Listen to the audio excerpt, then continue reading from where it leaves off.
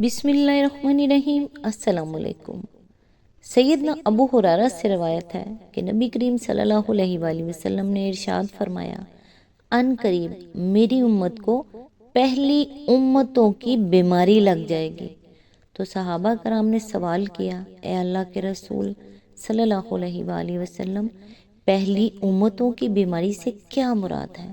تو آپ صلی اللہ علیہ وآلہ وسلم نے فرمایا، ناشکری، سرکشی، زیادہ سے زیادہ مال و دولت جمع کرنے کی کوشش، دنیا کے حصول کے لیے ایک دوسرے سے آگے بڑھنے کی سعی، ایک دوسرے سے بغض اور حسد، یہاں تک کہ نوبت ظلم تک پہنچ جائے گی۔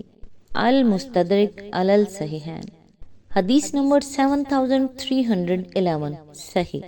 اللہ تعالیٰ سے دعا ہے، یا اللہ ہمارے لیے خیر کے دروازے کھول دے، یا اللہ ہمارے لیے رزق کے دروازے کھول دے، ہمارے لیے سعادت کے دروازے کھول دے، پروردگار ہمارے لیے ہدایت کے دروازے کھول دے، یا اللہ ہمارے لیے رحمت کے دروازے کھول دے، یا اللہ ہمارے لیے جنت کے دروازے کھول دے، آمین ثم آمین۔ آج انشاءاللہ سورہ الحدید کی آیت نمبر 27 کی تفسیر، جہاں سے پچھلی ویڈیو میں سلسلہ ٹوٹا تھا، آج انشاءاللہ وہیں سے سٹارٹ کرتے ہیں۔ اعوذ باللہ من الشیطان الرجیم، بسم اللہ الرحمن الرحیم۔ دوسرے یہ کہ مسیحت جب کامیابی کے دور میں داخل ہو کر عوام میں پھیلنی شروع ہوئی تو اپنے مذہب کی توسیع و اشاعت کے شوق میں کلیسا ہر اس برائی کو اپنے دائرے میں داخل کرتا چلا گیا جو عام لوگوں میں مقبول تھی۔ اولیاء پرستی نے قدیم معبودوں کی جگہ لے لی، ہورس اور آئسس کے مجسموں کی جگہ مسیح اور مریم کے بت پوجے جانے لگے۔ سیٹرنیلیا کی جگہ کرسمس کا تہوار منایا جانے لگا۔ قدیم زمانے کے تعویذ گنڈے، عملیات، فالگیری، غیب گوئی، جن بھوت بھگانے کے عمل سب عیسائی درویشوں نے شروع کر دیے۔ اسی طرح چونکہ عوام اس شخص کو خدا رسیدہ سمجھتے تھے جو گندا اور ننگا ہو اور کسی بھاٹے یا کنویں میں رہے، اسی لیے عیسائی کلیسا میں ولایت کا یہی تصور مقبول ہو گیا، اور ایسے ہی لوگوں کی کرامتوں کے قصوں سے عیسائیوں کے ہاں تذکرۃ الاولیاء قسم کی کتابیں لبریز ہو گئیں۔ تیسرے یہ کہ عیسائیوں کے پاس دین کی سرحدیں متعین کرنے کے لیے کوئی متصل شریعت اور کوئی واضح سنت موجود نہ تھی۔ شریعت موسوی کو وہ چھوڑ چکے تھے اور تنہا انجیل کے اندر کوئی مکمل ہدایت نامہ نہ پایا جاتا تھا۔ اس لیے مسیحی علماء کچھ باہر کے فلسفوں اور طور طریقوں سے متاثر ہو کر اور کچھ خود اپنے رجحانات کی بنا پر طرح طرح کی بدعتیں دین میں داخل کرتے چلے گئے۔ رہبانیت بھی انہی بدعتوں میں سے ایک تھی۔ مسیحی مذہب کے علماء اور ائمہ نے اس کا فلسفہ اور اس کا طریقہ کار بدھ مذہب کے بھکشوؤں سے، ہندو جوگیوں اور سنیاسیوں سے، قدیم مصری فقراء سے، ایران کے مانویوں سے اور افلاطون فلاطینیوس کے پیرو اشراقیوں سے اخذ کیا اور اسی کو تزکیہ نفس کا طریقہ، روحانی ترقی کا ذریعہ اور تقرب الی اللہ کا وسیلہ قرار دے لیا۔ اس غلطی کے مرتکب کوئی معمولی درجے کے لوگ نہ تھے۔ تیسری صدی سے 7ویں صدی عیسوی یعنی نزول قرآن کے زمانے تک جو لوگ مشرق اور مغرب میں مسیحت کے اکابر علماء، بزرگ ترین پیشوا اور امام مانے جاتے ہیں، Saint Athanasius, Saint Basil, Saint Gregory Nazianzen, Saint Chrysostom, Saint Ambrose, Saint Jerome, Saint Augustine, Saint Benedict, Gregory اعظم، سب کے سب خود راہب اور رہبانیت کے زبردست علمبردار تھے۔ انہی کی کوششوں سے کلیسا میں رہبانیت نے رواج پایا۔ تاریخ سے معلوم ہوتا ہے کہ عیسائیوں میں رہبانیت کا آغاز مصر سے ہوا۔ اس کا بانی سینٹ اینتھنی تھا جو 250 عیسوی میں پیدا ہوا اور 350 میں دنیا سے رخصت ہوا۔ اسے پہلا مسیحی راہب قرار دیا جاتا ہے۔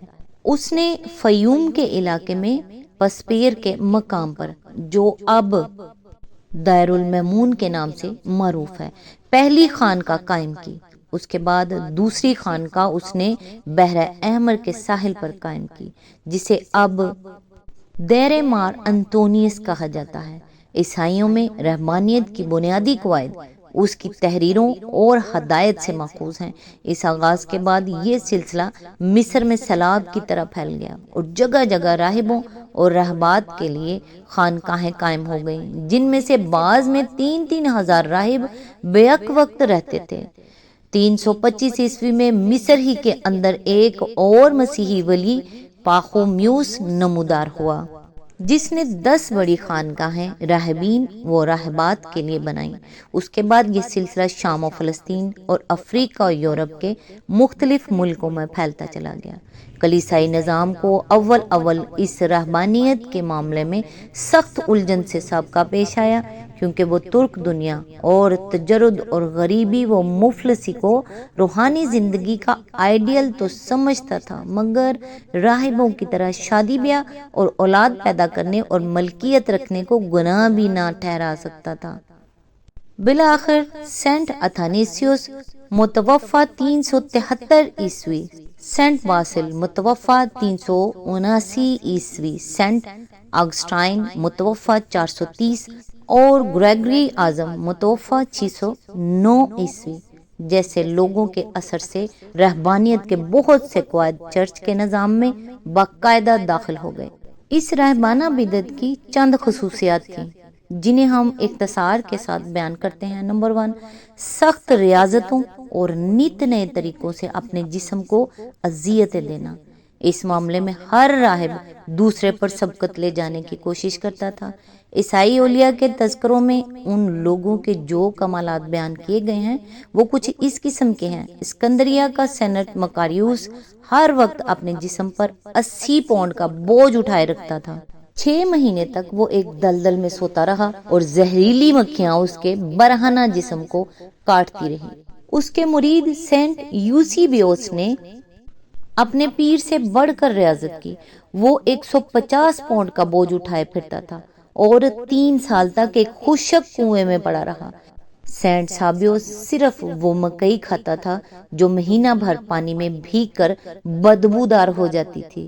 سینٹ بساریون 40 دن تک خاردار جھاڑیوں میں پڑا رہا اور 40 سال تک اس نے زمین کو پیٹھ نہیں لگائی۔ سینٹ پاخومیوس نے 15 سال اور ایک روایت کے مطابق 50 سال زمین کو پیٹھ لگائے بغیر گزار دیے۔ ایک ولی سینٹ جان 3 سال تک عبادت میں کھڑا رہا۔ اس پوری مدت میں وہ نہ کبھی بیٹھا نہ لیٹا، آرام کے لیے جسے ایک چٹان کا سہارا لے لیتا تھا، اور اس کی غذا صرف وہ تبرک تھا جو ہر اتوار کو اس کے لیے لایا جاتا تھا۔ سینٹ سیمیون اسٹائلٹ 390 عیسوی سے 449 عیسوی جو عیسائیوں کے اولیاء کبار میں شمار ہوتا ہے، ہر ایسٹر سے پہلے پورے 40 دن فاقہ کرتا تھا۔ ایک دفعہ وہ پورے 1 سال تک ایک ٹانگ پر کھڑا رہا۔ بسا اوقات وہ اپنی خانقاہ سے نکل کر ایک کنویں میں جا رہتا تھا۔ آخر کار اس نے شمالی شام کے قلعہ سیمان کے قریب 60 فٹ بلند ایک ستون بنوایا، جس کا بالائی حصہ صرف 3 فٹ کے گھیر میں تھا اور اوپر کٹہرا بنا دیا گیا تھا۔ اس ستون پر اس نے پورے 30 سال گزار دیے۔ دھوپ، بارش، سردی، گرمی سب اس پر سے گزرتی رہتی تھی اور وہ کبھی ستون سے نہ اترتا تھا۔ اس کے مرید سیڑھی لگا کر اس کو کھانا پہنچاتے اور اس کی گندگی صاف کرتے تھے۔ پھر اس نے ایک رسی لے کر اپنے آپ کو اس ستون سے باندھ لیا، یہاں تک کہ رسی اس کے گوشت میں پیوست ہو گئی۔ گوشت سڑ گیا اور اس میں کیڑے پڑ گئے۔ جب کوئی کیڑا اس کے پھوڑوں سے گر جاتا تو وہ اسے اٹھا کر پھر پھوڑے ہی میں رکھ لیتا اور کہتا، کھا جو کچھ خدا نے تجھے دیا ہے۔ مسیحی عوام دور دور سے اس کی زیارت کے لیے آتے تھے۔ جب وہ مرا تو مسیحی عوام کا فیصلہ یہ تھا کہ وہ عیسائی ولی کی بہترین مثال تھا۔ اس دور کے عیسائی اولیاء کی جو خوبیاں بیان کی گئی ہیں وہ ایسی ہی مثالوں سے بھری پڑی ہیں۔